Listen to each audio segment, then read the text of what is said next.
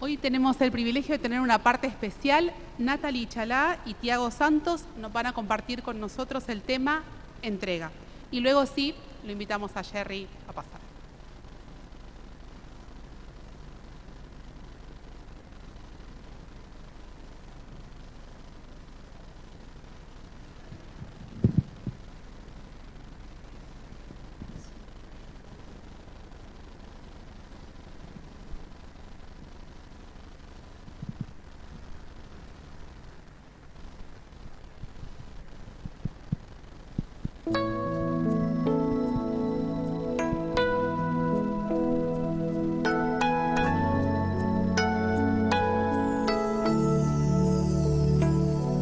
Preciso entregarme a ti, Señor.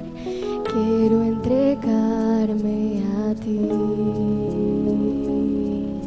Preciso oír tu voz hablándome.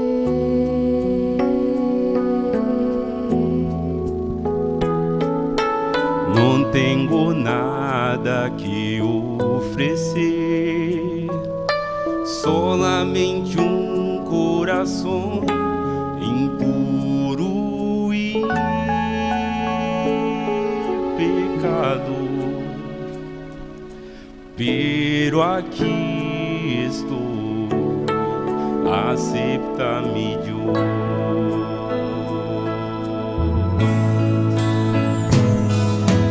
Toma mis pensamentos, mis dones y bienes. Toma mi corazón y todo lo que hay.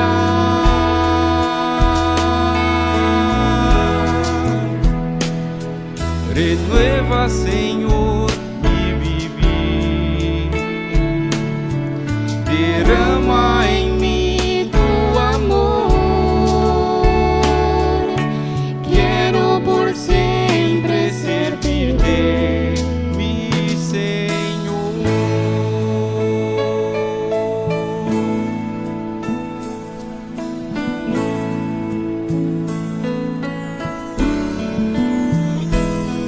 Preciso entregar-me a ti, Senhor. Quero entregar-me a ti. Preciso ouvir tu voz hablando-me.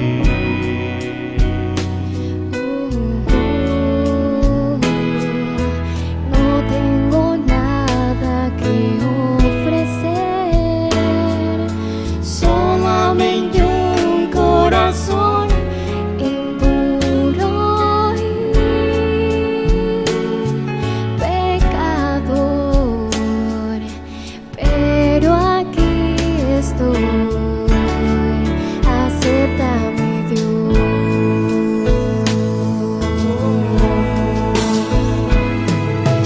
Toma mis pensamientos, mis dones y bienes. Toma mi corazón y todo lo que hay.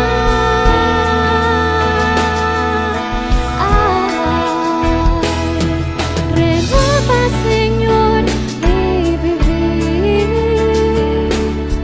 Derrama en mí tu amor. Quiero por siempre servirte, mi Señor. Señor, quiero por siempre servirte, mi Señor.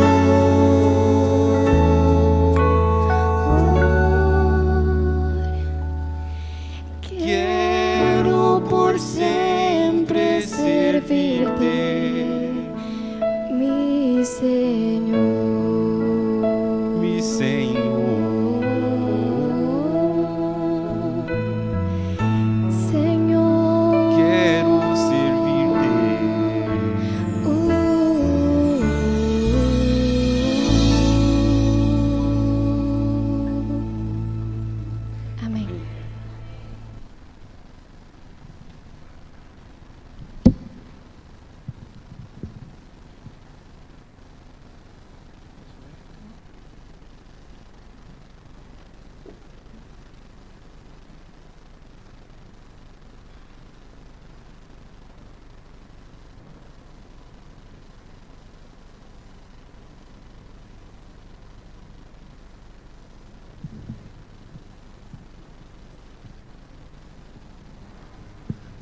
Bueno, ahora estamos más cómodos.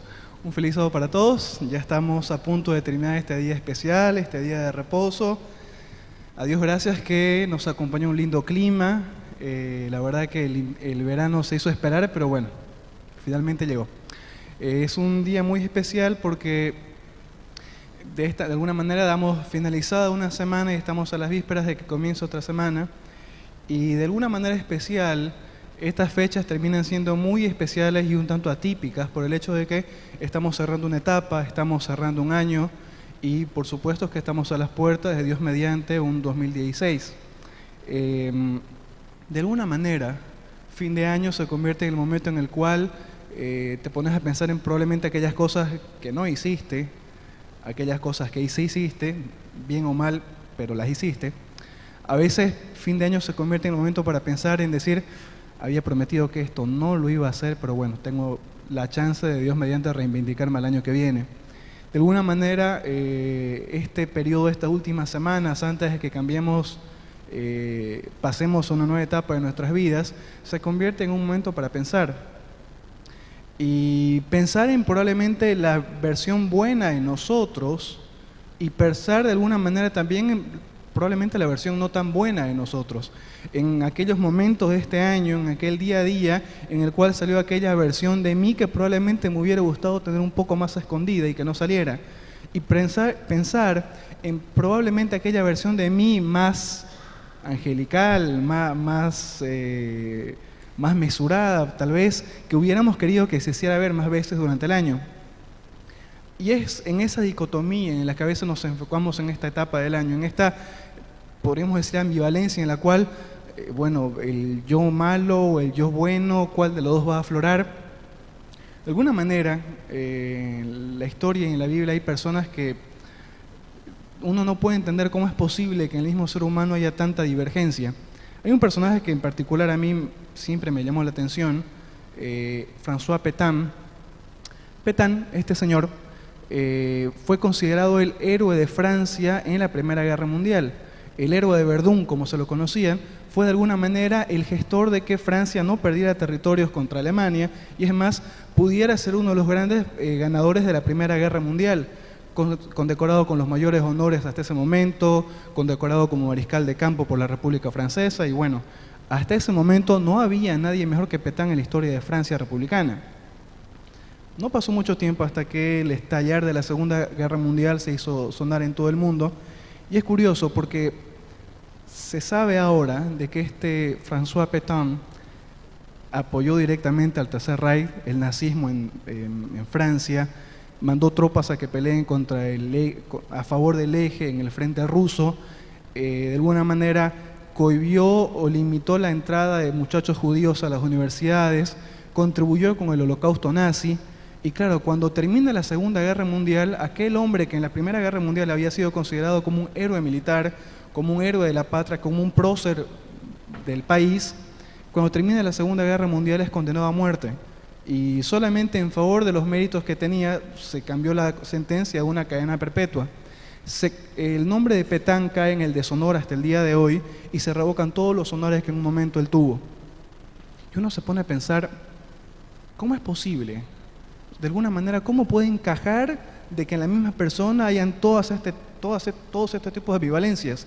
Una persona que en un lapso de no menos de 10 años es considerado un héroe nacional y en los 10 años siguientes es considerado un traidor a la patria, una persona que cae en el deshonor. Y claro, estamos hablando de un héroe nacional, un héroe militar, pero a veces nos ponemos a pensar, ¿y qué pasa conmigo?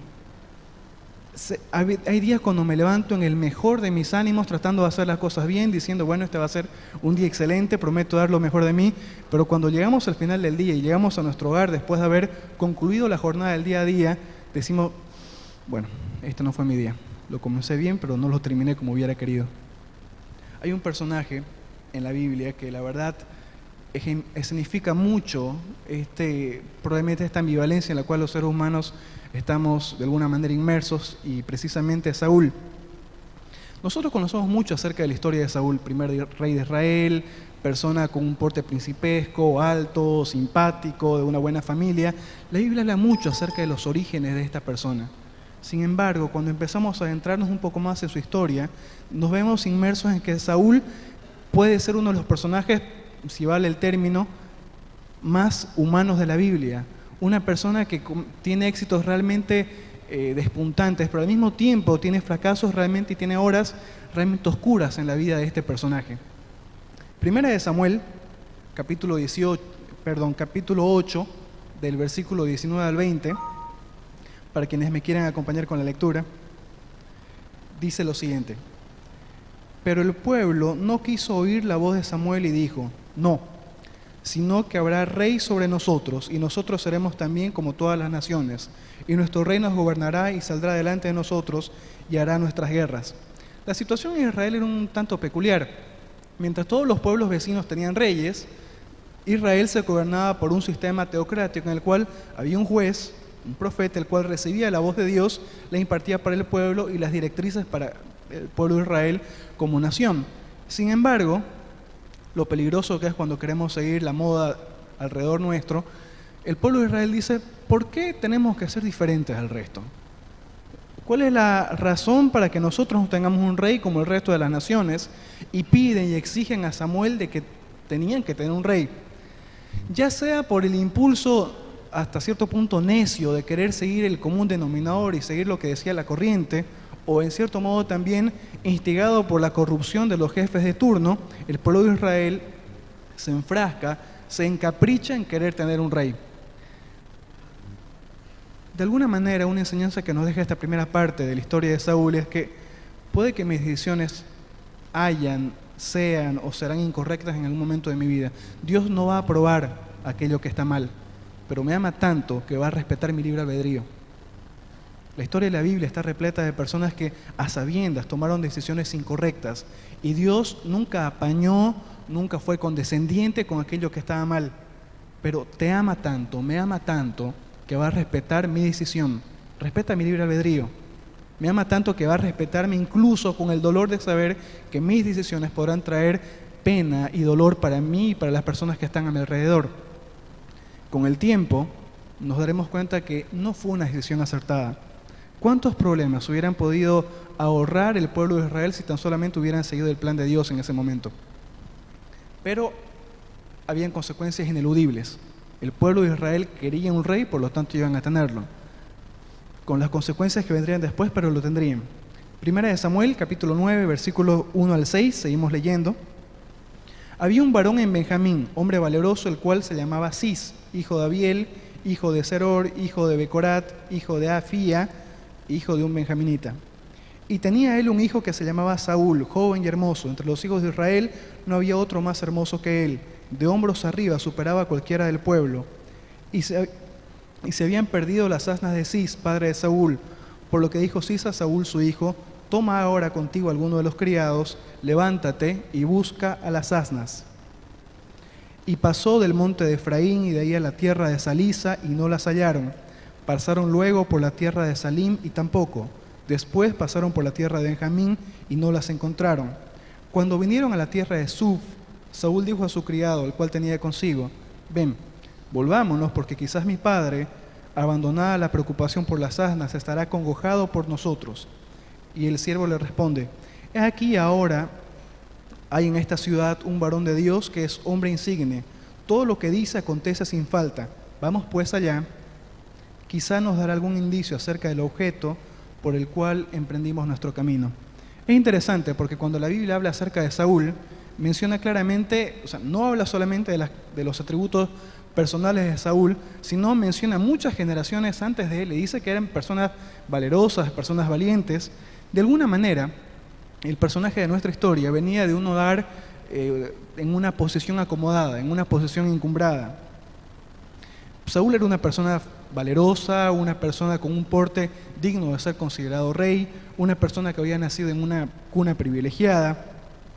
Y se dice de alguna manera de que las personas que hacen cosas extraordinarias terminan siendo personas ordinarias que estaban en el momento y en el lugar indicado. Y precisamente eso es lo que pasa a Saúl. Las asnas del papá se pierden, él agarra un criado y empieza a buscarla por donde podía, no encuentra las asnas y cuando estaban a punto de dejar la búsqueda, dicen, bueno, ¿y qué tal si buscamos al profeta? Yo me pongo a pensar, qué sorpresa la que tuvo Saúl, que comenzó su jornada buscando unas asnas y termina siendo proclamado el rey de Israel. Cuando comienza un nuevo año, el cual estamos a semanas nada más de comenzarlo, qué bueno es tener claro, qué bueno es tener a conciencia de todos nosotros, de que con cada año que comienza tenemos 365 oportunidades para que Dios nos sorprenda. Es solamente una cuestión de estar predispuestos a escuchar su voz, de buscar de alguna manera la dirección de Dios, incluso en aquellas cosas que aparentemente podrían ser triviales. El problema principal radica en que a veces estamos tan concentrados, tan ensimismados en aquellas cosas, tan concentrados en aquellas cosas que son cotidianas, tan concentrados en aquellas cosas que son tangibles, a veces tan concentrados en aquellas cosas que son incluso urgentes, que olvidamos aquellas cosas que son trascendentales. Estamos tan preocupados en aquellas cosas que son volátiles, que se pueden disolver con el tiempo, y olvidamos aquellas cosas que son perennes, aquellas cosas que tienen trascendencia en la eternidad. Cada uno de nosotros, cuando se acerca el fin de año, tiene que hacer una evaluación de alguna manera de cómo vivimos este año que terminó, y de alguna manera de cómo queremos vivir este año que Dios mediante comienza. Y una de las primeras lecciones que nos da esta historia de Saúl es: deja de buscar las asnas que se te perdieron, porque Dios tiene preparado una corona para ti. ¿Y saben una cosa? Cuando nos ponemos a pensar en este punto, cada uno de nosotros sabe cuál fue el asna que se te perdió y que con ello se llevó tu tranquilidad. Cada uno de nosotros sabe cuál fue el asna que en algún momento se perdió y con eso te quitó horas de sueño. Cuando empezamos a analizar lo que pasó este año y nos proyectamos para el año que viene, cada uno de nosotros sabe cuál fue el asna que se fue del corral. Esa asna puede ser un trabajo excesivo que te quitó tiempo con tu familia, que mermó en tu salud, aquel problema en la casa que te quitó horas de sueño, aquella posición encumbrada que perseguiste desesperadamente y que pensás seguir persiguiendo, pero que en el fondo te está consumiendo. Aquel problema en el hogar, aquella crisis en el hogar que dentro de las cuatro paredes de nuestra casa nos consume, nos corroe. Tal vez aquel ideal de belleza que te hizo entrar en dietas y un montón de cosas que eran nocivas para tu salud. Tal vez el asna que se te perdió, el asna que se me perdió, fue aquel hábito que dentro mío me consume, me corroe, que solamente yo conozco y que nadie más sabe. Y a veces las asnas pueden ser cosas razonables. A veces el asna que se te perdió puede ser la salud, aquella enfermedad que nos golpeó tan fuerte que no sabemos cómo levantarnos. Tal vez el asna que se perdió fue aquella pérdida de ese ser querido, al cual no sabemos cómo soportar su pérdida. Tal vez el asna que se perdió fue ese fracaso en el trabajo o en la universidad que pasan los meses y no sabes cómo recuperarte. Tal vez el asna que se perdió es esa crisis en el trabajo que afecta a nuestras finanzas y no sabemos cómo vamos a hacer para salir ahora. Cada uno de nosotros sabe cuál fue el asna que se nos perdió. Esa asna que la hemos perseguido día y noche durante este año. Pero ahora que estamos a punto de terminar, ahora que estamos a punto de comenzar una nueva etapa, cuán importante, cuán necesario es que olvidemos las asnas que se perdieron y busquemos la voz de Dios. Cuán importante es que olvidemos esa asna que se me perdió y esté predispuesto a recibir lo que Dios tiene preparado para mí. Muchos de nosotros probablemente dejaríamos de estar persiguiendo burros y asnas si supiéramos las coronas que Cristo tiene para nosotros. El día que yo entienda que Dios tiene preparado algo mejor para mí, será ese día en el cual las noches de oración y desvelo tomarán forma, tomarán sentido. El día en el que yo entienda que lo que se perdió fue un asna, pero que lo que Dios prepara para mí es una corona, será ese el día en el que podré mirar a la peor tormenta y esbozar una sonrisa. El día que entienda que Dios tiene algo preparado para mí y lo que se perdió fue un asna, será ese el día en el que podré agradecer, porque entenderé que fue más lo que recibí que lo que perdí. Que probablemente lo que perdí me libró de algo, me salvó de algo, me protegió de algo. El momento en el que yo entienda que debo dejar de perseguir las asnas que se perdieron para enfocarme en lo que Jesús tiene para mí, será precisamente ese el día en el cual las cosas empezarán a tomar forma. Será ese el día en el que podré soltar el timón en esta tempestad y esperar que el Señor tome el control de mi vida y con gusto lo acepte. En 1 Corintios 9:13, y es un texto que me gusta mucho, dice: ahora vemos por espejo, oscuramente, mas entonces veremos cara a cara. Ahora conozco en parte, pero entonces conoceré como fui conocido. Cada uno de nosotros sabe qué es lo que hay en nuestros corazones. Cada uno de nosotros sabe cuál fue por ahí el asna que se te perdió y que con ella se llevó tu tranquilidad. Pero en el nombre de Jesús, dejemos de buscar las asnas, porque Dios tiene preparadas coronas para nosotros. Entonces Saúl sale de la casa del papá, empieza a buscar las asnas, no las encuentra, se desespera y le dice al criado: mira, capaz que mi padre se va a empezar a preocupar más por mí que por las asnas, así que mejor volvamos y bueno, se perdieron. Pero intentemos buscando con el profeta, capaz que él nos dé la respuesta. Se encuentra el profeta con Samuel, y el profeta le dice, se encuentra el profeta Samuel con Saúl y le dice: Saúl, tranquilo, las asnas que estuviste buscando hace 3 días tu padre ya las encontró. Pensar que 3 días estuve buscando por medio monte las asnas que mi padre ya había encontrado. Y cuando leí esta parte en la historia de Saúl me ponía a pensar cuántas veces en nuestras vidas, cuántas veces en mi vida busqué desesperadamente cosas para darme cuenta que no tenía necesidad de perseguirlas con tanto ahínco. ¿Cuántas veces en nuestras vidas hemos desesperadamente buscado algo para darnos cuenta de que no tenía el valor que pensábamos que tenía? Queridos amigos, que no nos pase la vida para darnos cuenta que nuestros hobbies, nuestros trabajos, nuestro estatus social, nuestros conocimientos no tenían un valor trascendental y un valor eterno, pero que habían cosas que sí lo tenían y que probablemente las descuidamos. Que no pase la vida, que no se nos vaya el tiempo pensando que habían cosas que eran importantes para después darnos cuenta no lo eran. No necesitaba buscarlo tanto, no necesitaba dar tanta energía, tanto tiempo, sacrificar tantas cosas para algo que no tenía la importancia que yo pensé que tenía. Y lo más interesante es lo que dice en 1 Samuel, seguimos capítulo 9, versículo 20. Y de las asnas que se te perdieron ya hace 3 días, pierde cuidado de ellas, porque se han hallado. Y la última parte que Samuel le dice a Saúl: mas, ¿para quién es todo lo codiciable en Israel, sino para ti y para la casa de tu padre? ¿Para quién es todo lo codiciable que hay en esta tierra, si no es para ti? ¿Qué problema hay que Dios no pueda solucionar? ¿Qué problema hay por el cual tal vez estuvimos bregando todo este año?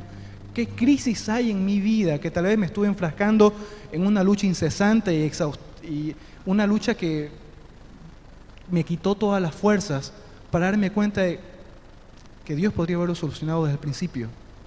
¿Qué hay? Le dice Samuel. Por último, Saúl, ¿qué te preocupas? ¿Qué hay en Israel que no sea tuyo? Y lo mismo Jesús nos dice ahora: ¿de qué te preocupas? ¿Qué es lo que no hay en este universo que yo no pueda poner a tu favor? ¿Qué tormenta hay que yo no pueda callar? ¿Qué crisis hay de la que yo no pueda sacarte? ¿Qué mal hábito hay del que yo no pueda librarte?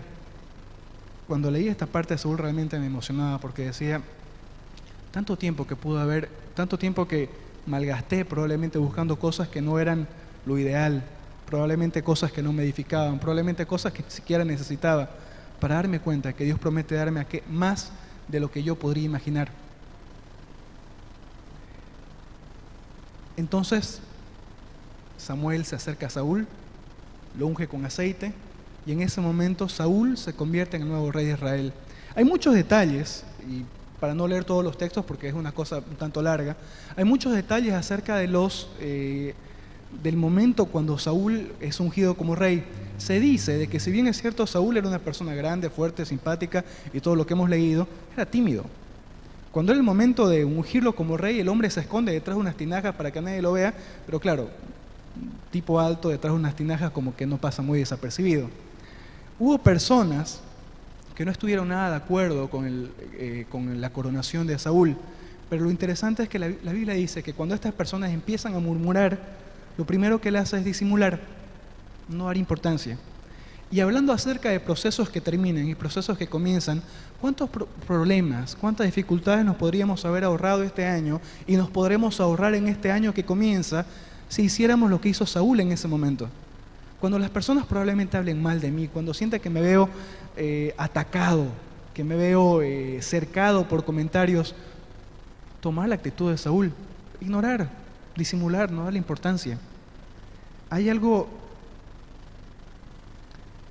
que a mí me quedó mucho de la historia de Saúl en 1 Samuel, capítulo 10, versículo 9.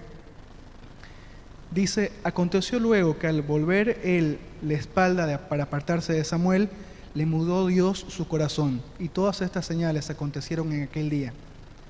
Dios cambia el corazón de Saúl. Dios muda el corazón de Saúl.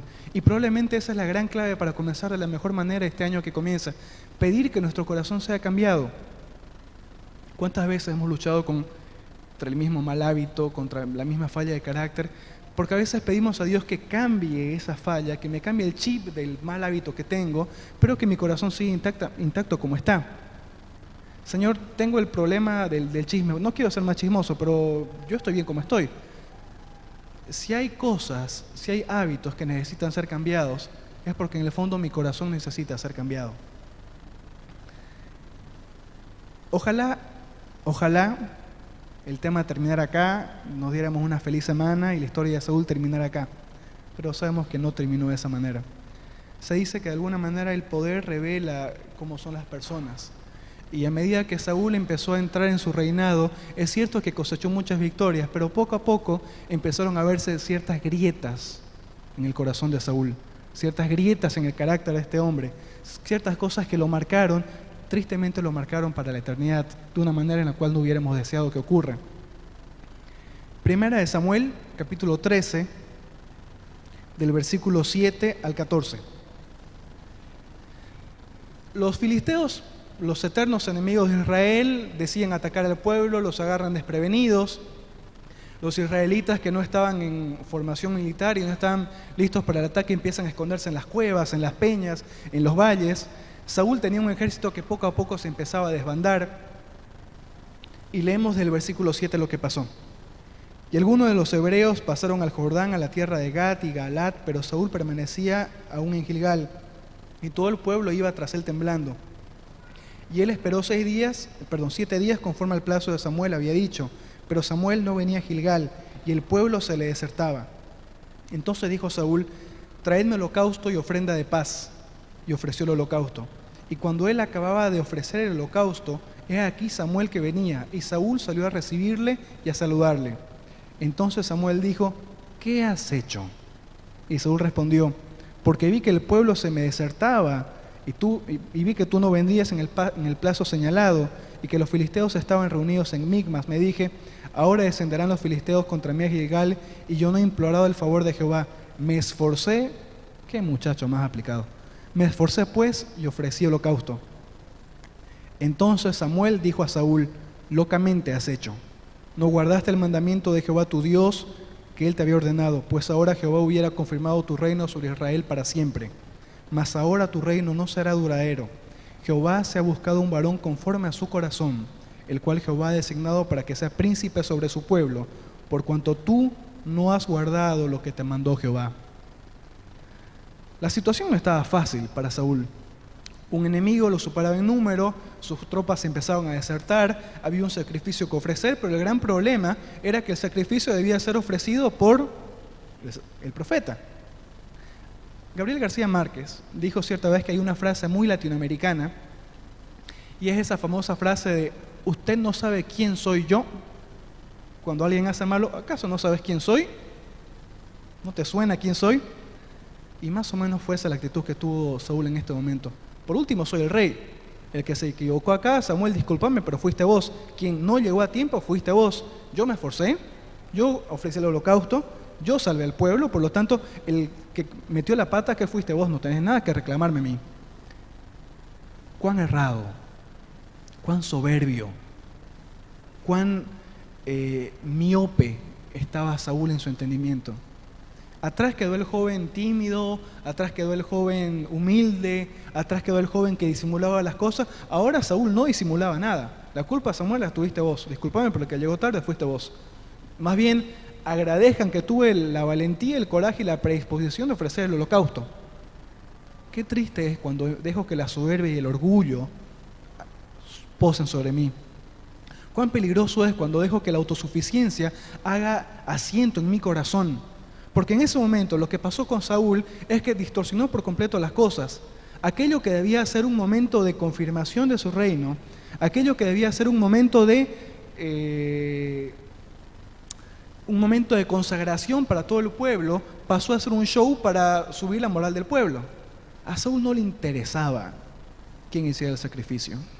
A Saúl no le interesaba en lo más mínimo si lo hacía el profeta, lo hacía el rey. A Saúl no le interesaba en lo más mínimo si Dios estaba de acuerdo o no con el sacrificio. Lo único que a Saúl estaba interesado era en el show. Que el pueblo vea que su rey hace el sacrificio, que el pueblo vea que su rey está preocupado por las tropas. Lo único que tristemente, lo único que le importaba a Saúl era lo que el resto de las personas pensaran. Ojalá hubiera terminado acá, pero de ahí empezó a cosechar soberbia tras soberbia. Saúl no quiso escuchar la voz de Dios. Hay un incidente más adelante, cuando se le ordena a Saúl destruir una ciudad, pero él guarda el ganado, guarda algunas riquezas, y Samuel le dice: Saúl, ¿qué hiciste? Me parece una frase muy fuerte, porque en un momento de la Biblia, Dios, hablando acerca de Saúl, dice: me arrepiento de haberlo puesto donde lo puse. Dios quiera que Él nunca se haya arrepentido de nosotros en este año que pasó. Y más aún, Dios sea tan grande de que nunca se arrepienta de nosotros en este año que comienza. ¿Qué cosa más grave sería que un día Dios dijera de mí: me arrepiento de ponerlo donde lo puse? Me arrepiento de haberle dado lo que le di. Me arrepiento de haberlo hecho alcanzar lo que alcanzó. Me arrepiento. No lo merecía. No debía haberlo hecho. Cuando Samuel increpa a Saúl, y me parece que esto es el punto lapidario, lo más triste es su respuesta. 1 Samuel capítulo 15, versículo 30. Una cosa es que fuera soberbio, una cosa es que hubiera cometido errores, una cosa es que atolondradamente hubiera ofrecido el sacrificio, hubiera hecho un montón de cosas porque, bueno, en el fragor de la lucha hubiera cometido el error. Pero esta respuesta es de alguna manera lapidaria en el reinado de Saúl. 1 Samuel 15:30. Y le dijo: yo he pecado, pero te ruego que me honres delante de los ancianos de mi pueblo y delante de Israel, y vuelvas conmigo para que adore a Jehová tu Dios. A Saúl no le interesaba. Tristemente, a Saúl no le interesaba en lo más mínimo lo que Dios pensaba de su reino. Lo que Saúl le está diciendo a Samuel es: Samuel, ya, metí la pata, ¿ok? Me equivoqué.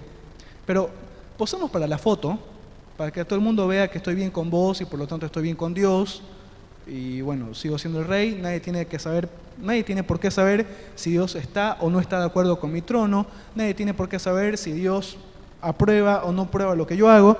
Lo único que importa es que me vean con vos, que nos vean salir juntos, y por lo tanto todo el mundo asuma que yo estoy bien con Dios. Tan simple como eso. Qué triste. Qué triste, porque a Saúl no le interesaba en lo más mínimo lo que Dios pensara de él.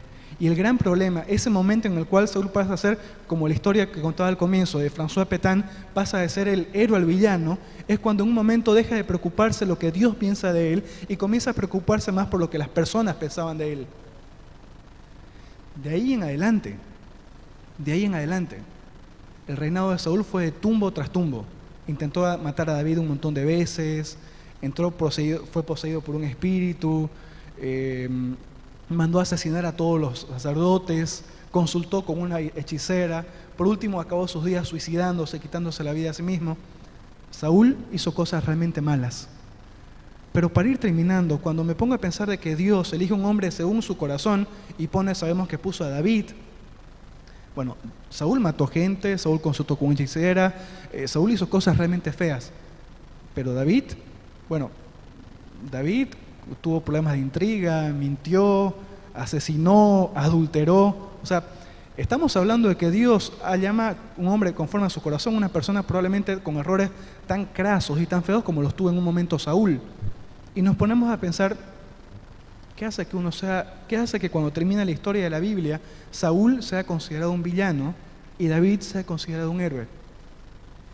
¿Qué hace que yo pueda contar un año y pueda contar el día al final de mi día, al final de las 24 horas del día, al final de los 12 meses del año? ¿Y qué definirá que yo sea ante los libros del cielo un héroe o un villano? No contará la suma o de puntos en contra de pecados que tenga. Gracias a Dios que no va a contar eso. No va a contar las buenas obras que haya hecho, porque aún así seríamos inmerecedores del don que Dios pretende darnos. Lo importante y aquello que define quién es héroe y quién es villano, quién es el lobo y quién es el cordero, es lo que nosotros hacemos es lo que llega después de que nosotros cometemos el error. Cuando Saúl es reprendido por Samuel, ¿cuál fue su actitud?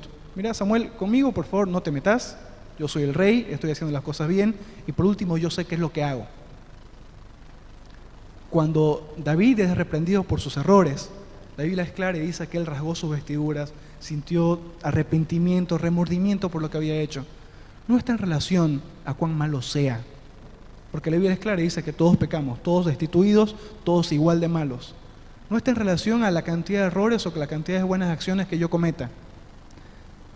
Aquello que definió que para las páginas de la Biblia Saúl fuera el villano y David fuera el héroe, es que uno de estos dos hombres miró al cielo y dijo: Señor, yo soy el culpable. No fue mis amigos, no fue el medio, no fue la sociedad, no fue la iglesia, fui yo. El que cometió el error, el que no quiso obedecer, fui yo. Por lo tanto, busco tu perdón ahora. Hay una historia que me gusta mucho. Cierta vez hay un lobo que estaba en medio de una jauría de lobos. Y claro, un lobo tiene que comerse a las ovejitas que por ahí quedan sueltas en la llanura. Y si hay ovejitas comen, si no, no comen. La vida del lobo es cierto, es probablemente pura libertad, puro correr libre por el campo, pero si los pastores lo ven, lo matan, o sea, no va a vivir para contarla. Y un día, este lobo dice: ¿y si yo hubiera nacido oveja? A ver, las ovejas no se preocupan por cazar su comida porque el pastor la lleva a los pastos. La oveja no se preocupa por agua porque el pastor las lleva donde hay agua. Las ovejas no se preocupan por defenderse porque el pastor las defiende. Las ovejas no se preocupan cuando hay frío porque el pastor las lleva al redil. O sea, las ovejas pueden caminar por donde quieren porque siempre están protegidas por el pastor. Yo no puedo salir a la luz del día porque mi vida corre peligro. Y empieza a pensar y dice: bueno, yo nací lobo, pero ¿qué tal si me convirtiera en oveja? ¿Qué tal si hubiera nacido oveja? Y bueno, empieza a pensar. Y un día, cuando llega la época de que empiezan a trasquilar a las ovejas, ve un montón de lana, se disfraza, se hace un disfraz de ovejita, se mete en medio del rebaño y dice: intentaremos, ¿no? Porque por último, me cansé de vivir como lobo, me cansé de corretear a las ovejas, encima a veces cazamos una que es flacuchenta y somos 40 de nosotros, uno no come nada, así que dice: bueno, viviré como oveja. Y al comienzo no era tan mala la historia, ¿no? O sea, el pastor las llevaba donde había sombra, el pastor los llevaba donde había agua, el pastor siempre las contaba, siempre se preocupaba por ellas. Bueno, mal no está, mal no la están pasando, hasta que llegó la hora del almuerzo. Y claro, las ovejas comen pasto, entonces el pastor lleva a todas las ovejas a un prado verde, las ovejitas empiezan a comer y este lobo vestido de oveja dice: yo las veo a toditas como un asado en este momento, ¿no? Pero si me como, si me quito el disfraz, el pastor está acá, así que no vivo para contarla. Así que con asco empieza a comer el pasto, ¿no? Y la primera vez casi vomita. La segunda vez estuvo más cerca de vomitar. Y poco a poco empezó a comer pasto. Y la tercera vez, ya por ahí no tuvo problemas, pero era pasto, no le sabía nada. La cuarta vez, bueno, pero poco a poco este lobo empieza a encontrarle sabor. Y con el tiempo este lobo empieza a disfrutar, vivir como oveja, balar como oveja, tomar agua como oveja, comer pasto como oveja. Este lobo era tan oveja como el resto de las otras ovejas. Bueno, y con el tiempo se pone a pensar y dice: cuán equivocado estuve, ¿no? Cuán tanto tiempo persiguiendo ovejas, haciendo el malo de la película, cuando estas ovejas viven bien. No les falta nada, tienen agua, tienen comida, tienen protección. Cierto día, este lobo oveja, que la verdad la estaba pasando fenomenal con las ovejas, se queda un poco rezagado del rebaño y es interceptado por su anterior jauría de lobos. Y cuando van a atacarlo, el lobo se quita el disfraz y dice, bueno, tranquilos muchachos, soy yo, no pasa nada.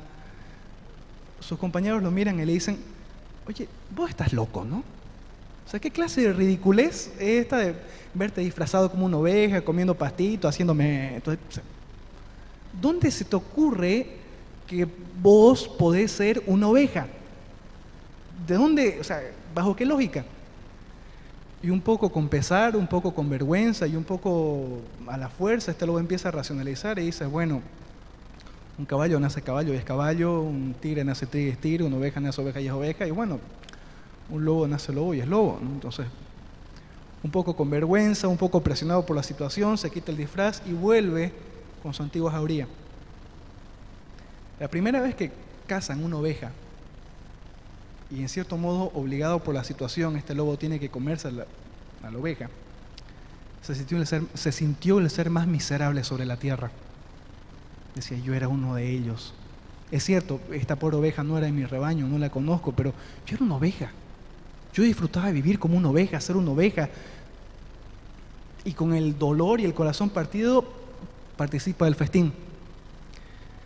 Pero hubo una segunda vez, y hubo una tercera, y una cuarta, y una quinta. Y con el tiempo este lobo se convirtió en más furtivo, más violento, con un instinto más asesino del que tenía antes. Se convirtió en el terror del valle, porque todos los rebaños tenían miedo. Quedó siendo peor incluso que la jauría que tenía, que lo habían instigado a volver a su antigua vida. Cierto día, cuando este lobo está preparando su golpe maestro, estaba en la cima de un risco viendo un rebaño de ovejas, y cuando se dispone a atacarlas, se fija bien y se da cuenta que era su antiguo rebaño, que era la antigua familia que él tenía, que eran aquellas ovejitas que en un momento lo habían recibido, que era el pastor que en algún momento lo cuidó, le dio de comer, lo protegió, le dio agua, lo contó cuando él entraba al redil. Y en ese momento este lobo clama y llora y pide un milagro y dice, ¿cómo quisiera haber nacido como una oveja? La historia termina ahí, porque al final lo ponemos cada uno de nosotros. ¿Qué decisión vamos a tomar? El punto está en que dentro de cada uno de nosotros se incuba una fuerza tan artera para hacer el mal, una fuerza que podría ser una bendición para hacer el bien. La Biblia es clara cuando dice que Dios mudó el corazón de Saúl, pero, mis queridos amigos, una vez al año no es suficiente. El sábado, una vez a la semana, no es suficiente. Tiene que ser todos los días. ¿Qué definirá que yo sea el lobo o el cordero? Precisamente eso, de que Dios mude mi corazón todos los días. Este pobre lobo tenía una crisis de identidad porque no podía cambiar su naturaleza. Y lo mismo nos pasa a nosotros. Tenemos una naturaleza pecaminosa, torcida, mala, caída. Una naturaleza que por sí no vamos a poder cambiar. ¿Qué define que yo en este año que comienza pueda evitar los errores de este año que terminó? ¿Cuál es el antídoto para que yo pueda evitar ser víctima de mis propios excesos? ¿Cuál es la manera para que yo pueda evitar que aquello malo que está en mí no me corroa desde adentro, no me destruya, no me consuma? ¿Qué puedo hacer para no caer como este lobo y verme de bruças con la realidad que soy un lobo, que no nació oveja? Porque lo único que este lobo de la historia lo hubiera convertido en oveja es un milagro. Ese milagro fue lo que una vez pasó en el corazón de Saúl, pero ese milagro es lo que tiene que pasar en nuestros corazones todos los días. Estas semanas, de aquí hasta que termine el año, son el momento ideal para ponernos a pensar en muchas cosas. Los días que pasen de aquí en más, creo que son momentos invaluables para pensar qué hice con el don de la vida en este año que terminó y qué quiero hacer con el don si es que Dios me lo vuelve a conceder en el año que entre. Que Dios mude nuestros corazones, que Dios cambie nuestra naturaleza. El lobo nace lobo y puede ser oveja solamente por un milagro. Que el Señor nos ayude, que nos bendiga, que nos guarde que haga resplandecer su rostro sobre nosotros, que tenga de nosotros misericordia y que ponga sobre nosotros paz. ¿Quisieran acompañarme donde están con una oración? Padre amante que estás en las alturas de los cielos, queremos agradecerte una vez más por haberte manifestado en nuestras vidas. Queremos suplicar, Señor, tu compañía en esta semana que comienza. Queremos agradecer por las veces que te manifestaste en nuestras vidas en esta semana que terminó. Señor, estamos a las puertas de comenzar una nueva etapa de nuestras vidas y queremos suplicar que mudes nuestros corazones. Estamos conscientes de nuestra naturaleza, estamos conscientes de nuestros errores, estamos conscientes de tantas veces que por ahí te decepcionamos, pero estamos conscientes que necesitamos un milagro en nuestras vidas. Suplicamos, Señor, mudes nuestros corazones y nos des un corazón según el tuyo. Quédate con nosotros, Padre, en el nombre de Jesús. Amén.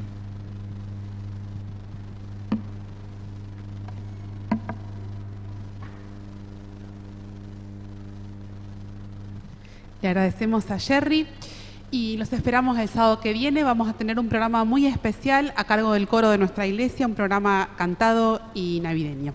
Los esperamos el sábado que viene.